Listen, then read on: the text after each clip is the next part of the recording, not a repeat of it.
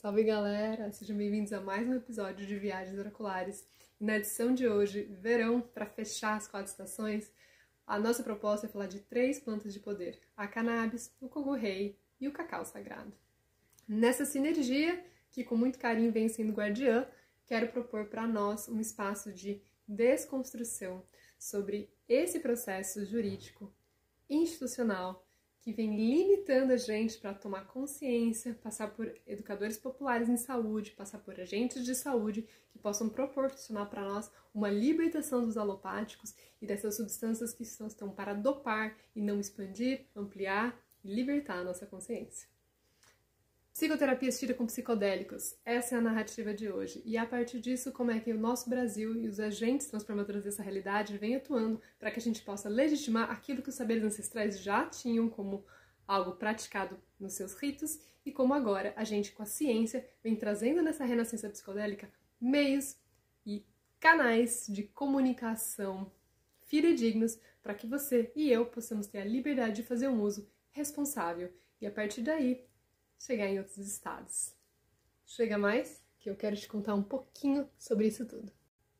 E para dar início aos trabalhos, então, enquanto eu bolo o meu back, um Purple Punch, com uma piteira de vidro da Associação Flor de Liamba, eu quero contar um pouquinho para vocês sobre o termo psicodélicos. Psico, mente, délico, manifesto. Mente manifesta, e a partir daí o termo enteógeno, que também é muito popular e muitas vezes associado com alucinógeno. Quando a gente alucina, a gente não está acessando algo da realidade, mas quando a gente manifesta o que há no interior do nosso divino, que é essa significância da palavra enteógeno, a gente tem a oportunidade de mexer fisiologicamente com o nosso corpo para acessar conexões neuronais que nos permitem uma outra percepção sobre o nosso eu. Ou até melhor dizendo, um acesso mais expandido sobre o nosso self, sobre a nossa alma, que está conectado ao que a gente chama de campo do inconsciente coletivo como um espírito. É aí que a gente fala das plantas como plantas maestras que nos ensinam a entrar em contato com o divino que habita no planeta e que através de nós, nesse microsistema, também pode encontrar caminhos de expressão. A flor de hoje me convida ao raio violeta, e para quem conhece, as 7 chamas. O mestre Saint-Germain vem regendo a nossa história planetária e ajudando a gente a transmutar, ressignificar, nos libertar. Então a pauta de hoje, as leituras de hoje, vão falar um pouquinho sobre como a gente pode fortalecer esse movimento além do canábico, para que a gente possa também trazer um pouco mais dessa voz daqueles que já foram e honrar esses ancestrais como figuras, guardiões, homens e mulheres medicinas que foram massacrados, marginalizados, violentados nos seus saberes em nome de uma indústria farmacêutica e de uma economia que é a favor dos grandes nomes, dos grandes núcleos e da famosa meritocracia. A partir daí, eu quero acender essa flor na intenção da expansão da nossa consciência enquanto transformadoras dessa realidade. Sim, você aí, usuário. Sim, eu aqui, agente de saúde. E a gente não dar e receber equilíbrio fazendo a nossa parte para poder gerar nesse movimento uma segurança e um respeito que faz muito tempo que a gente está em a ver com essas figuras. Então vamos lá, na intenção da expansão? E para começar essa narrativa de hoje, é necessário que a gente faça um resgate histórico.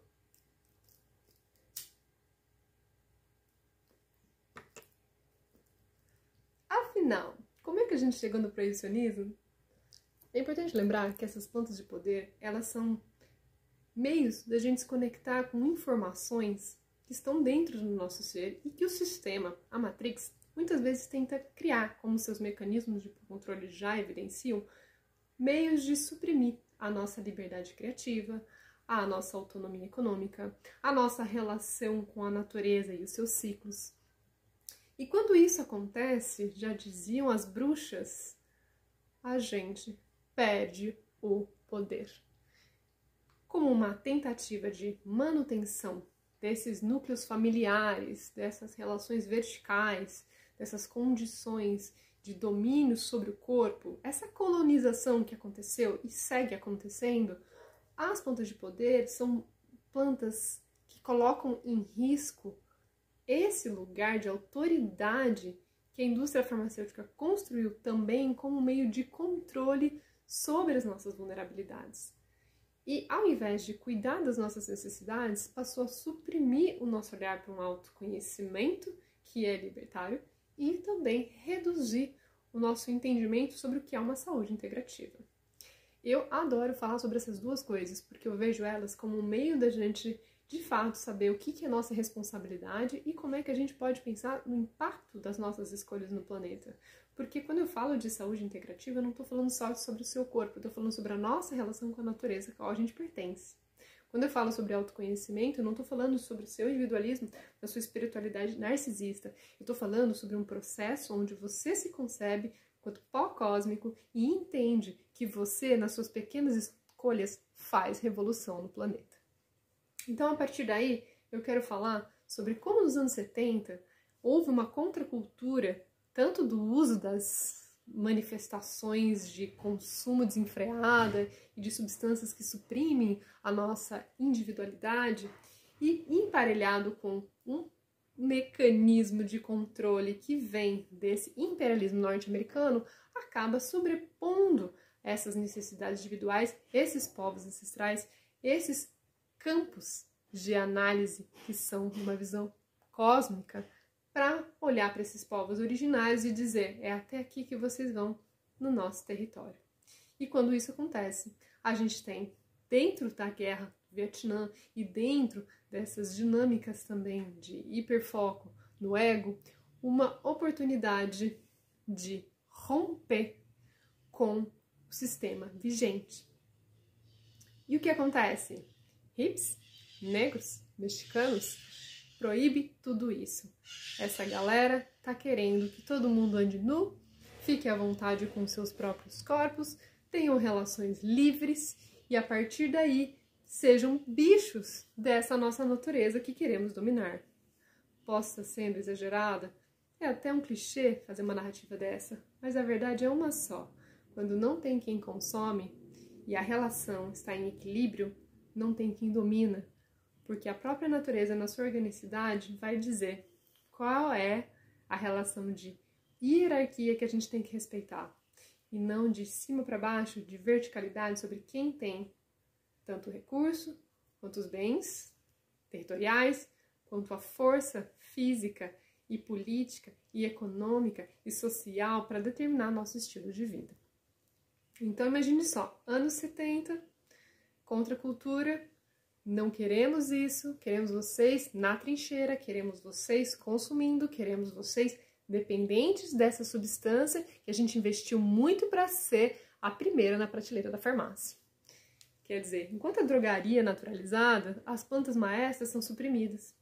E os próprios estudos acontecendo dentro das universidades são silenciados. Uma famosa referência é o Timothy Leary. Quando ele começa a fazer pesquisas com seu companheiro, o Ramdas, eles são, sim, silenciados dentro da ideia de que eles queriam trazer mais pessoas para desenvolver mais estudos de caso, ter mais testes randomizados e poder dizer, olha, o que já fazia milenarmente, a gente já pode calcular dentro de uma lógica científica, dentro do sistema de análise, de uma metodologia de confiança.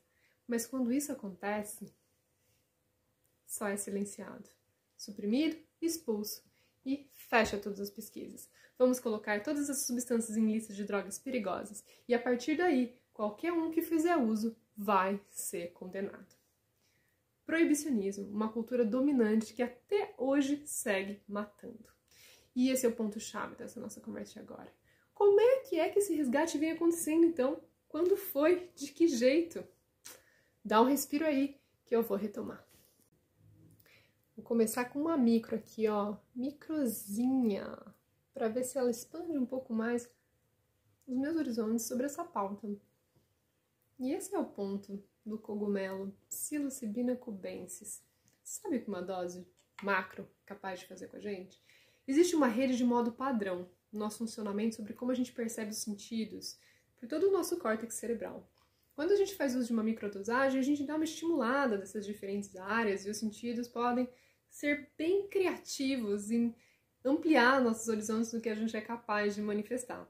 Quando a gente toma uma macrodosagem, a depender do peso, a depender da sua relação com as plantas, isso é muito importante, cada trabalho é personalizado, a gente consegue mexer essa rede de modo padrão e criar fibras mais grossas, mais fortes, que ampliam na nossa plasticidade neuronal a nossa percepção sobre a nossa corporeidade. E a partir daí, memórias, projeções, campos sistêmicos sutis entram em contato com aquilo que está enraizado, está encoraçado.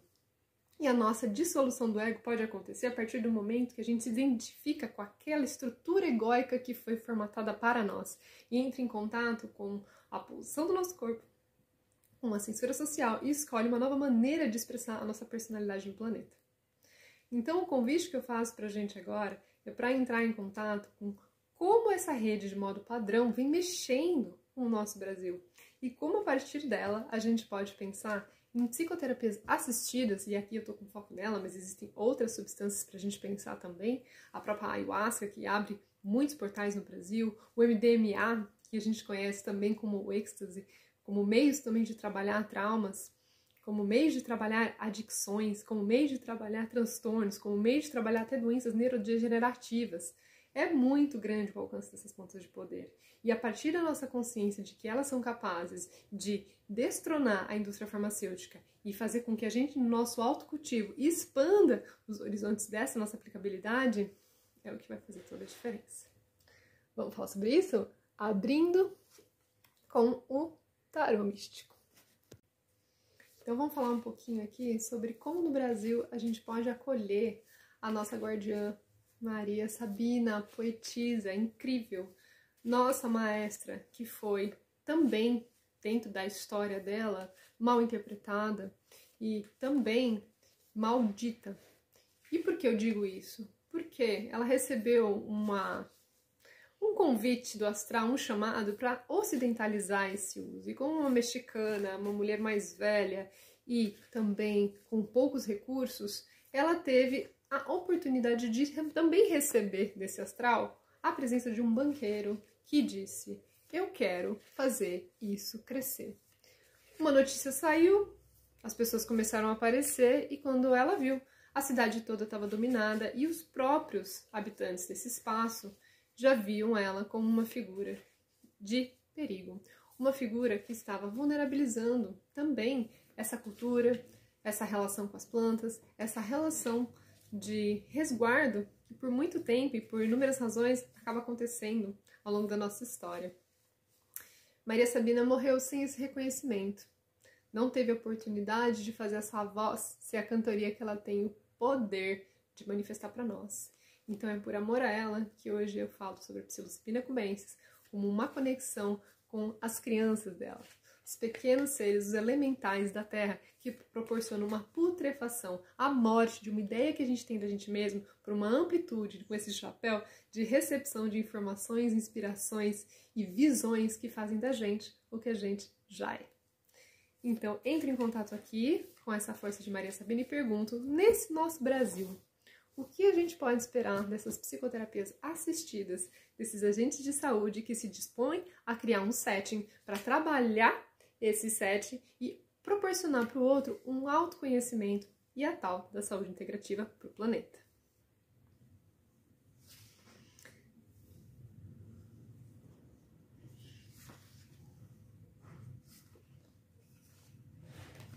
E a primeira história vem com o Rei de Copas.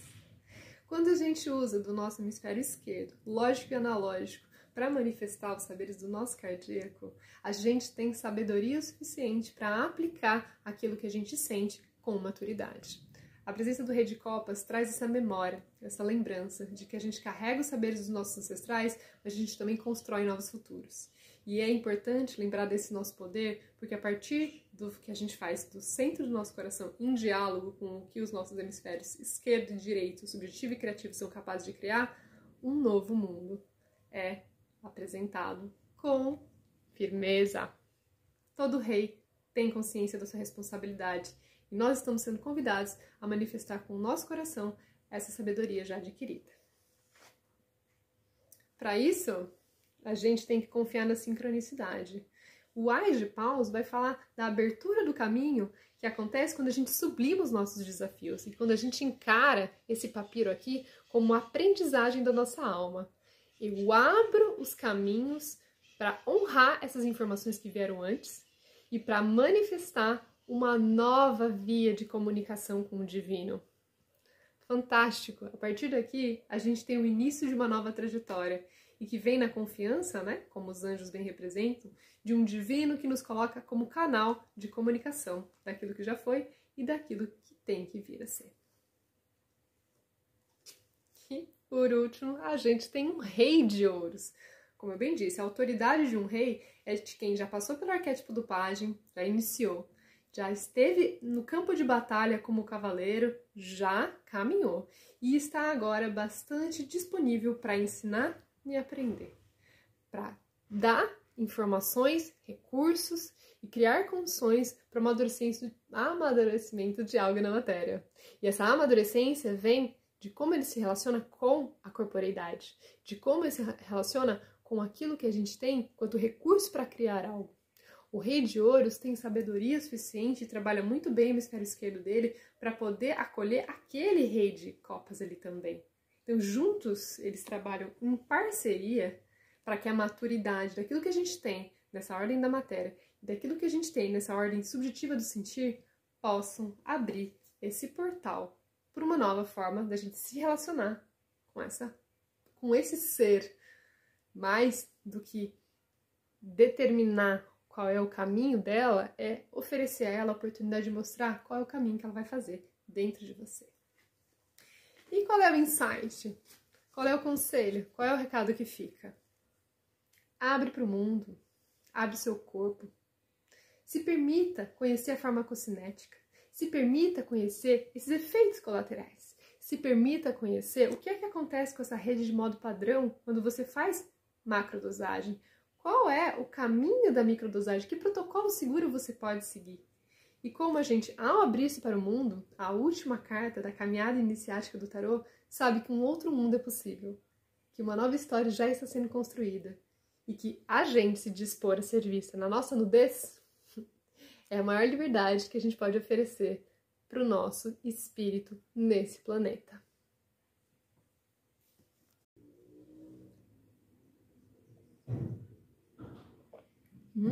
E o cacau? Por que a gente está falando do cacau sagrado?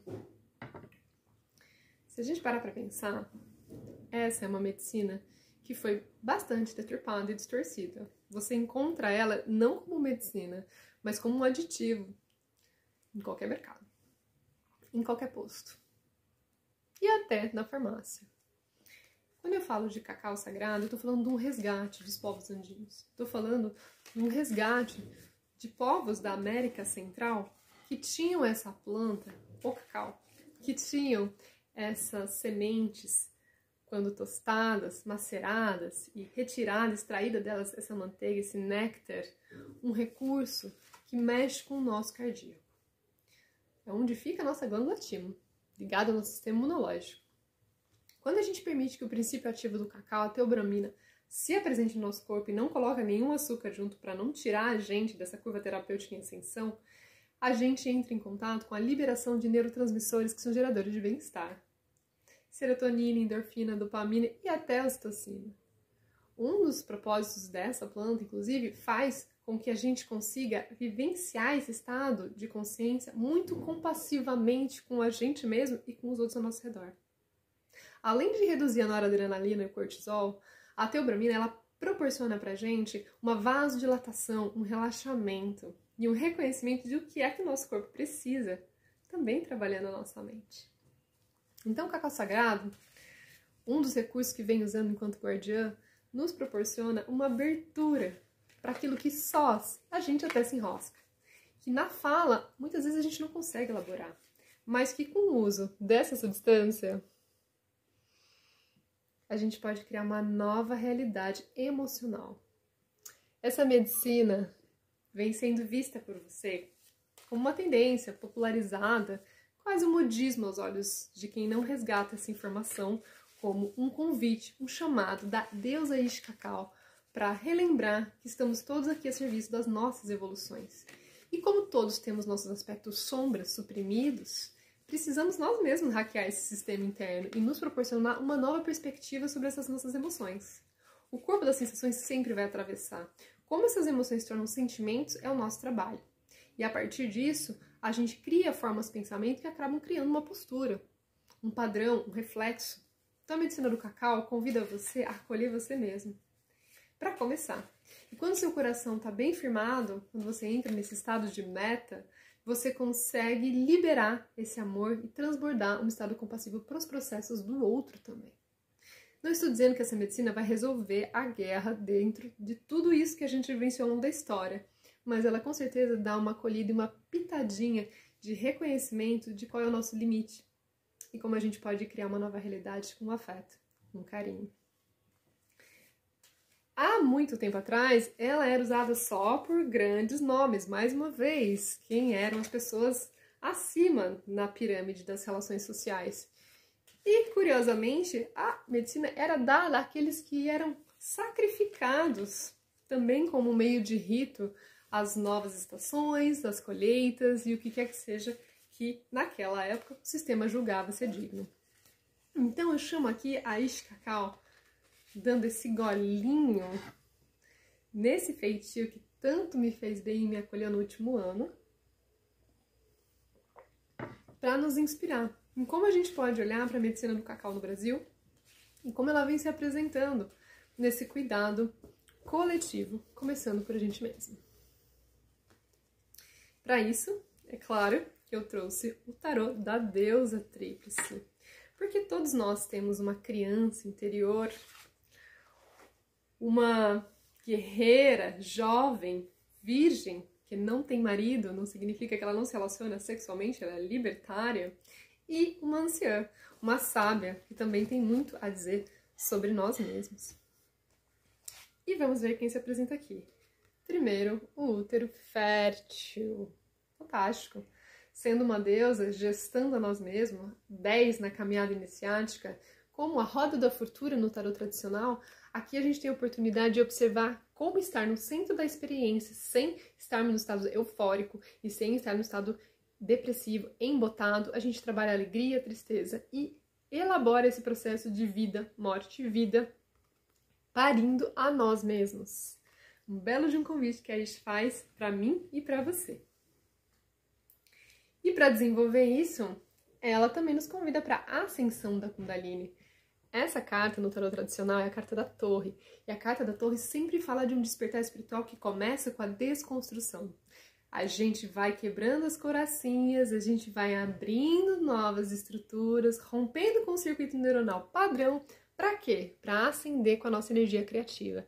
Da raiz, da energia telúrica, a gente recebe os nutrientes que a gente precisa para poder ascender em consonância também com o cosmos, com os biorritmos, os ciclos da natureza. Então essa imagem mostra belíssimamente o que você pode fazer num rito de cacau, e se for de cacau dance mais ainda, que é colocar o fluxo da sua energia vital em movimento, em ascensão para o espírito, retomar a conexão com a origem de sermos pó-cósmicos, e a partir daí criar uma nova relação com a materialidade.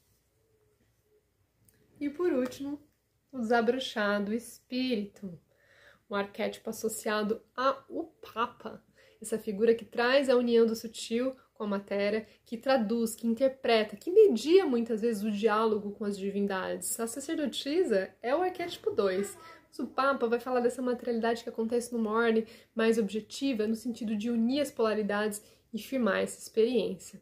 E não à toa, aqui a gente está falando desse espírito enquanto um ser que também se vê sendo nutrido pela terra, quase como um estado de consciência de vegetal também, onde a gente recebe dessa nutrição. Inclusive o cacau é um dos alimentos mais ricos que existem. E a partir daí, criar uma nova relação. E a partir daí, criar uma nova relação. O insight? A carta da força.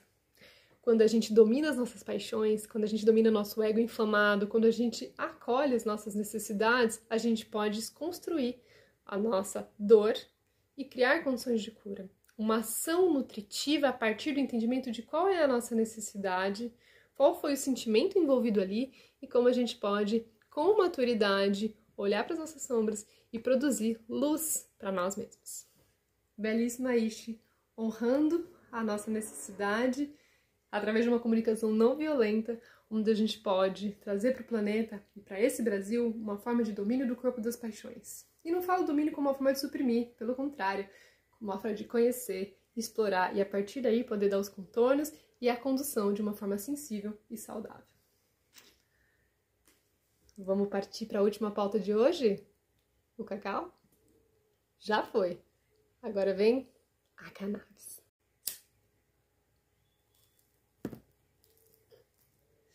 Então vamos lá dar destaque para essa planta maravilhosa que coloca eu e você em contato, inclusive, porque hoje a gente está incluindo a psilocibina e o cacau, mas ela é a anfitriã desse nosso encontro. E no convite da expansão da consciência, agora eu pergunto, dentro dessa lógica do que eu chamei de terapêutica, a gente está incluindo também o social e o criativo como formas de conexão bastante legítimas e genuínas, né? É assim que muitos de nós começamos e é assim que muitos de nós continuamos. E tudo bem, o uso religioso e ritualístico é uma oportunidade também da gente poder ampliar um pouco mais o que, ao ativar o nosso sistema endocannabinoide, esses receptores que estão em diferentes áreas do nosso cérebro, para encontrar o equilíbrio, essa homeostase que ela proporciona para nós.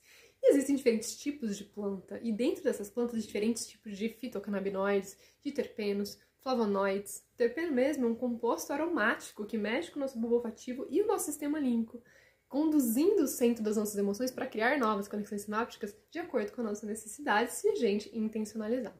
Então, hoje o uso terapêutico ele também tem das práticas integrativas, e essas, inclusive, são ferramentas complementares a isso, para a gente poder desenvolver essa nova construção neuronal a partir de síntese e degradação, enzimas que criam e desconstroem.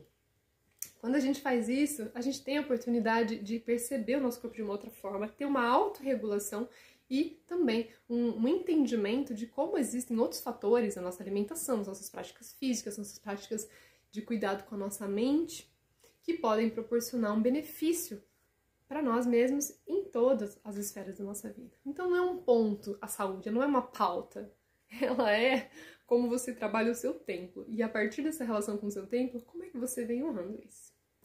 Então eu convido aqui um outro tarô sutra, para poder trabalhar um pouquinho essa corporeidade e falar como é que a cannabis vem sendo trabalhada no Brasil de uma forma eficiente para construir, inclusive, essas terapias assistidas.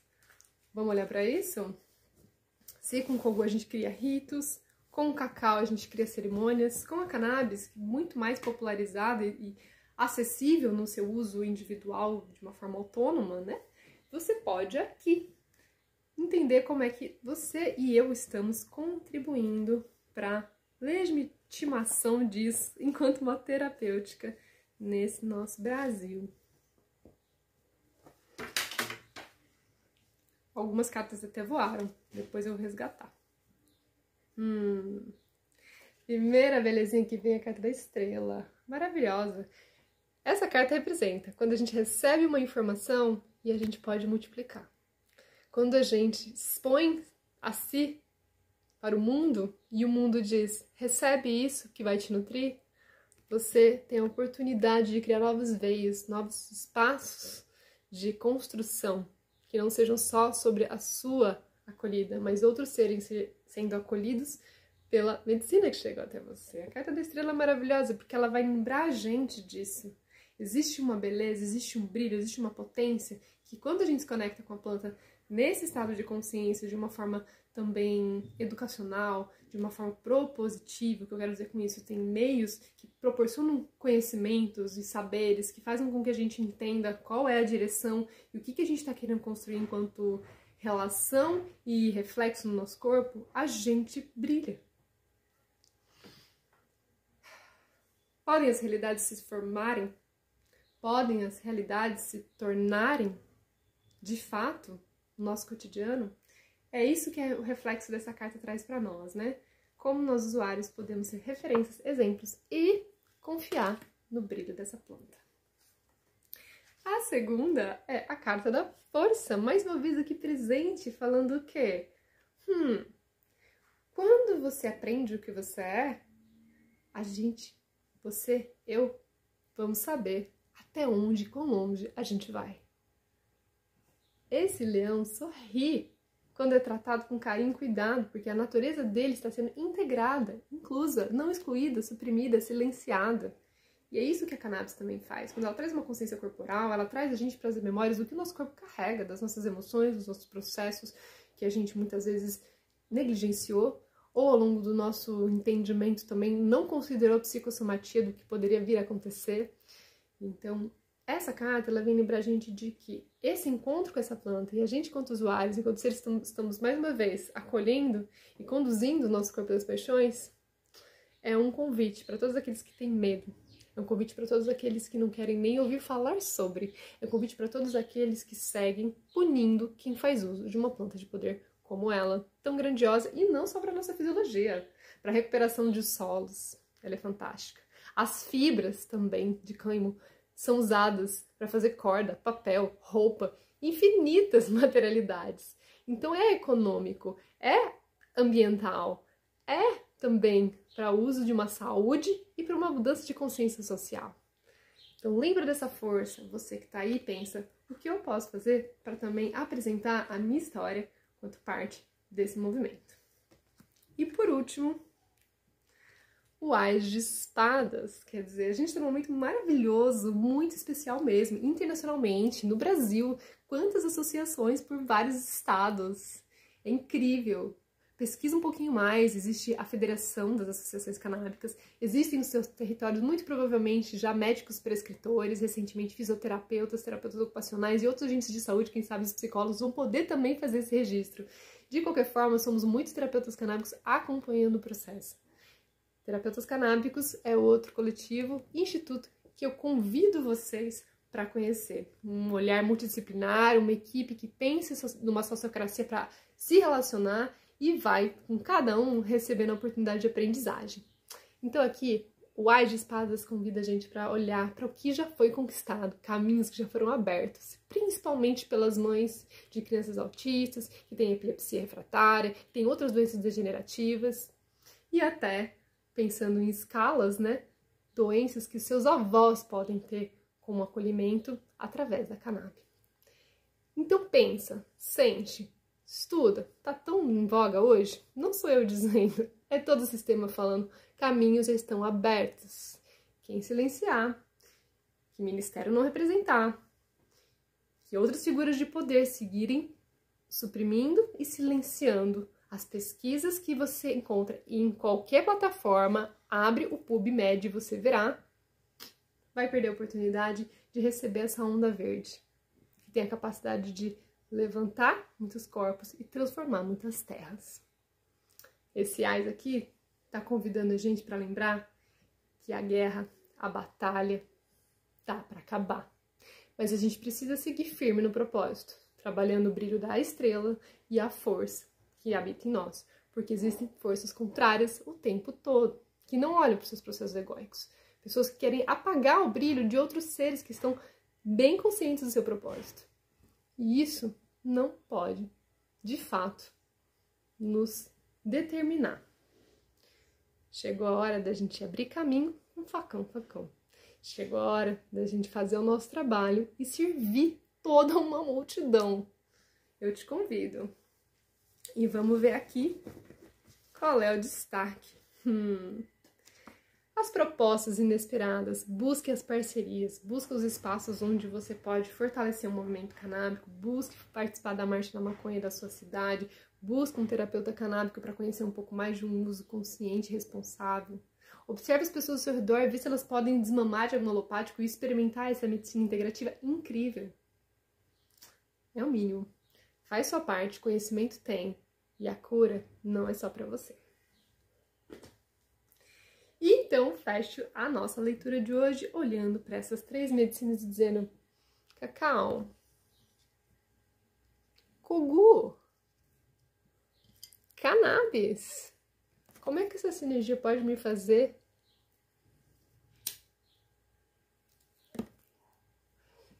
voar? Espero que a leitura de hoje possa ter estimulado você a buscar uma psicoterapia assistida com alguma dessas ferramentas. O mergulho da mente terapêutico vai transformar o seu corpo. E com certeza, a sua mudança de postura no seu território vai mudar o planeta. Beijos canábicos e quem sabe até uma próxima estacionalidade.